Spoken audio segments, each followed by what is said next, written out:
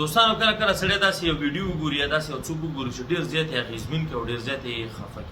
همدغه کاري زما په دې څنګ کې تاسو ګورئ د دې دا تلاوت تاسو واورئ، زه ورباندې وروسته خبره کوم. والقمر إذا تلاها والنهار إذا جلاها والليل إذا يغشاها والسماء وما بناها. دا تاسو واورئ چې دا څومره یو بهترینه تلاوت کوي او څومره په ښکلي انداز کې د قرآن کریم تلاوت کوي. یو وخت داسې و چې په افغانستان کې نه چا پوډري پېژنده، نه یې پوډر پېژندل او نه نشه یي پېژندل، بلکې یوازې خلکو سګرټو نشه پېژندله او د نسوارو پېژندله او غټ نشه یي د افغانستان چې و چرسي و او د هغې دا نوم دې خلکو دومره بد کړی و. یعنې دې څخه معلومېږي چې افغانستان دا ټولنه دا د نشې سره جوړه نه ده. چرسي نوم یې دومره بد کړی و چې چېرته به چا وران کار کوو چې ځه چرسي. نو اوس په دې تېرو 20 کلونو نه را په دې خوا یا 15 کلونو نه را په دې خوا که وګورو، په هر قوم کې په هر کلي کې خلک پوډري پېژني، خلک نشهیي پېژني، خلک د چرسو او د پوډرو یو تجار پېژني، یو کس پېژني خامخا.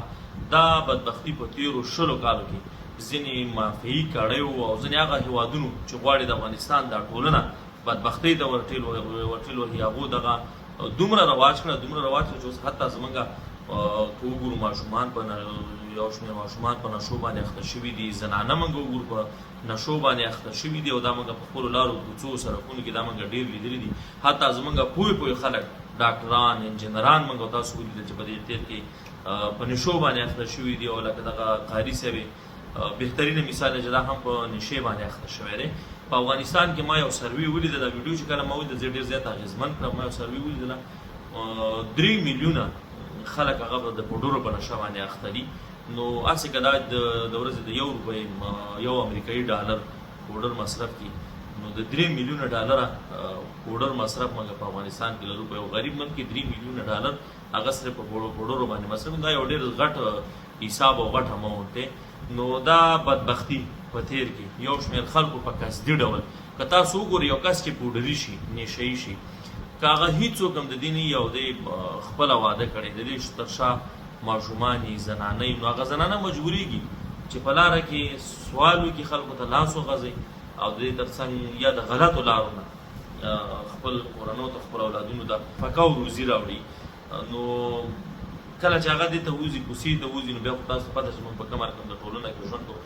طبعا په ټولنه کې چې دی فساد ډېرېږي، فحشا ورسره ډېرېږي او هغه خویندې مجبورېږي دې باندې هغه مجبوره ده چې خپلو بچو ته د یو کپ رزق ګټلو یو څه بندوبست وکړي. نو هغه که د هرې لارې نه، نو دا ما تاسو ویل چې دا په قصدي ډول باندې دا کار شوی او دا د هر یو افغان مسؤلیت دی چې دې سره موږ جدي مبارزه وکړو او چېرته که موږ پوډري ګورو، د پوډرو سوداګر ګورو، د هغې غږ جګو.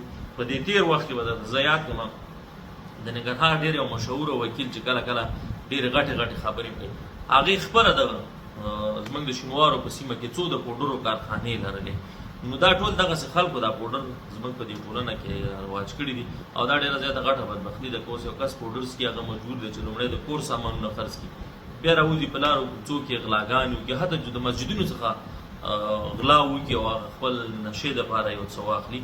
نو الله تعالی دې هر څوک د دې بدبختۍ څخه وساتي. خو که څوک وایي چې یاره زه او زما کورنۍ دې بدبختۍ څخه وساتي شي، نن چې په کوڅه کې دغه قاري ناست دی او دا په پوډرو باندې روږدی شوی دی، نو په دې باندې ما ته باید یقیني شو چې دا اور به یو ورځ تر ما او تا را رسېږي، زما او ستا تر کورنۍ پورې به را رسېږي. نو راځئ همدا یو وخت دی، موجوده وخت کې حکومت هم په دې کې ډېر زیات جدي دی او موږ او تاسو عوام هم پکې جدي شو. د عوامو زور د خدای زور دی. نو دې په وړاندې باندې مبارزه وکړو لکه 15 کاله وړاندې چې څنګه افغانستان د نشو څخه یو پاک هېواد و، بیا دغسې یو پاک هېواد و. پخوا به یو لړ زمیندارانو دا خبره کوله چې یاره افغانان خو هسې پوډر نه څکي، نو وایي موږ دا کوکنار ځکه کوو. د کوکنارو شروع زما او ستا د کلي او زما او ستا د پټي څخه کېږي.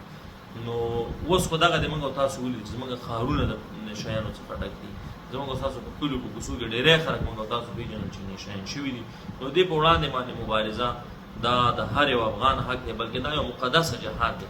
نو راځئ چې دې په وړاندې باندې په شریکه باندې غږ وکړو.